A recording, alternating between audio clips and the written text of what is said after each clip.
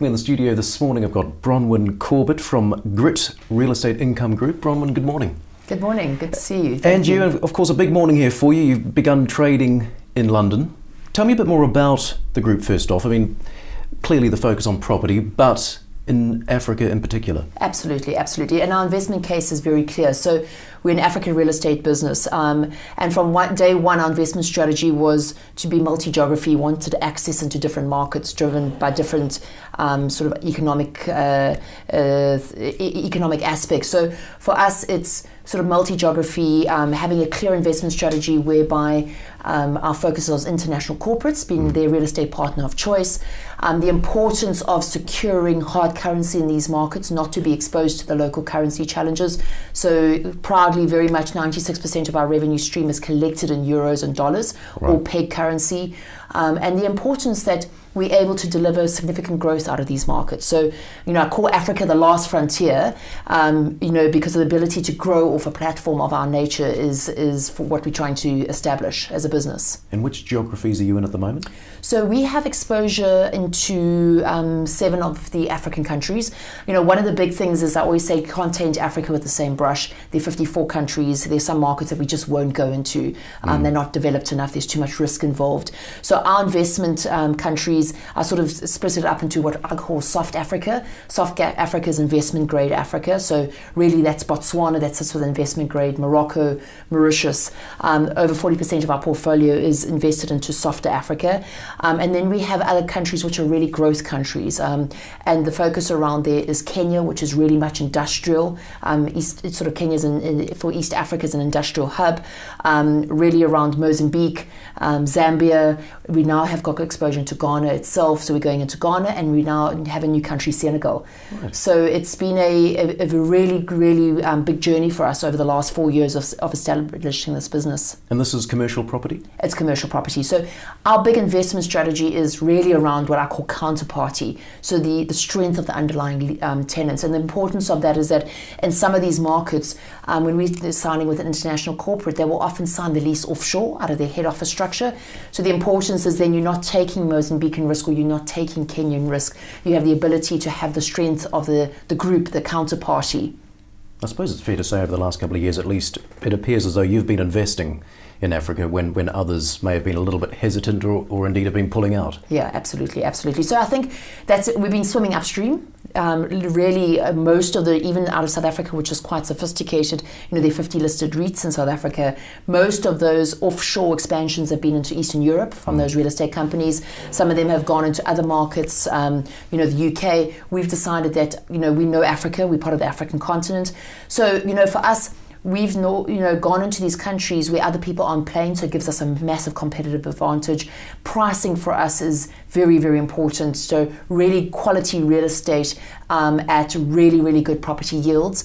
The ability to get an international corporate tenant, whether that's the American Embassy, whether that's an Anadarko, at Tullow Oil, the ability to buy those assets in excess of property yields of 8, 9, 10%. We've brought down our cost of funding over the last couple of years. When we listed, it was sitting at 8% in dollars, and now sits at 5.5%. And then getting the growth. So our leases are all signed with annual escalations of 3.5% in dollars. So we're able to then have a dividend yield. So we're coming to market at a 9% dividend yield, but we're able to then grow that 3 to 5% annually. So it's a total dollar return of 12%, and really around the NAV growth, net asset value growth, which is critical, as well as the dividend yield. And what's the portfolio worth at the moment?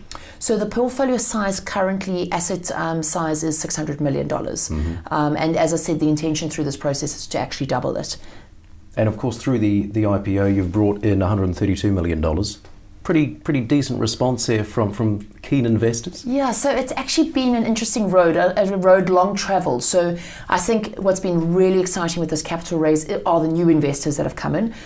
Some of them are really institutional UK investors who typically are more conservative. And it's been a long journey with them.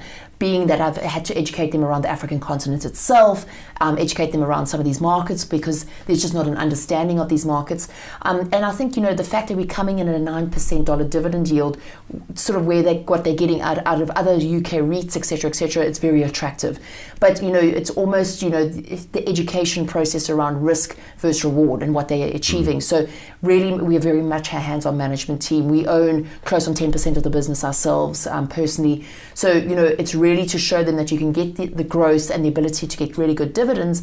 And we as a management team have mitigated some of that perceived Africa risk. So it's been really exciting to see the number of institutional, more conservative UK guys come into this raise. And why did you feel now was the right time to come to the London market? So it's interesting because, it's all about timing. And I think for us, we've seen at the end of last year, really with what happened in South Africa and the sort of change in the government and also what's happened in Zimbabwe, these are good news stories coming out of Africa. And I think Africa's really been on the downward turn over the last couple of years. So, and it's interesting because, now that I've sort of walked in the streets of London, sort of selling the Africa story, there are actually a lot of other African businesses that are looking at the UK. And for us, one is just where we want to go from a growth perspective. The ability to now have a bigger institutional following, the ability to really sell the Africa story into the UK market where they might not necessarily be getting sort of the higher returns that they have achieved out of these sort of more conservative markets previously. So, it was really tough. I think we're the first Mauritian business to ever list in London. The ability now to come in as an Africa business with a high dividend yield, so the regulatory side was just unbelievable. Main market is not for the faint-hearted at all. We have committed to going to a premium listing within 6 months, which is also not for the faint-hearted. And I think just because where the whole regulatory world is and where the auditing world is at the moment, sort of checks and balances were absolutely vigorous. So we went through a huge shake-up as a business over the last 6 months, but I think positive because it's really going to lay a solid foundation for the growth going forward. And as you mentioned, listed in Mauritius as well as Johannesburg. Do you reckon you're going to keep these 3 listings up? So, the Mauritian listing for us is a good listing because we're able to list in dollars. So we are coming to the market and have come to the market as a dollar-listed business. The challenge in South Africa is we listed in rands. So, and there's such dollar volatility against the rand. So we'll see. I don't want to rush anything. I've got my new sort of motto, which I live by today, life after listing, and the ability to really asset manage this portfolio. We're looking at doing a bond in the market relatively soon. So, and then we'll see where these listings goes because ultimately, we would like to drive the main liquidity through London. We'd like London to be the primary listing. Mauritius has been really good platform for us, but we'll really be sitting as a secondary listing. So again, liquidity is key. Doesn't help getting onto this main board as we have, and then you're not achieving things like liquidity, getting the research houses to follow us. So I think it's just started, to be honest. A very exhausted team, but I think it's really the next chapter in our business. But you mentioned life after listing, and you were touching on some of the ambitions earlier. So what are you hoping here? You want to double the NAV? Yeah, so absolutely. So I think for us, the ability to grow the portfolio, so as I mentioned, will be $1 billion. I'd like to take it to $3 billion. Right. The pipelines there, the international corporates we selected to really roll out their real estate platforms across Africa is there. Really the ability to asset manage. We're not a REIT, but we behave like a REIT, so we distribute out every 6 months.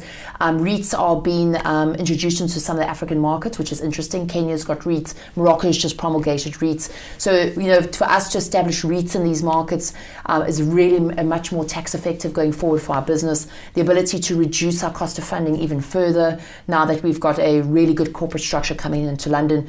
So it's really these initiatives. We've got quite a bit of redevelopment work on some of our assets, really to sweat that NAV and to grow that NAV.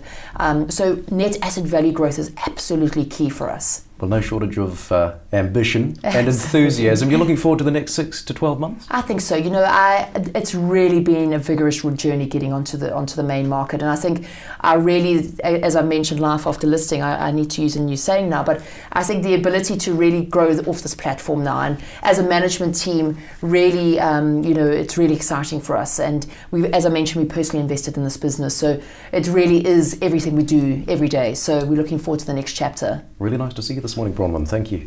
Perfect. Thank you.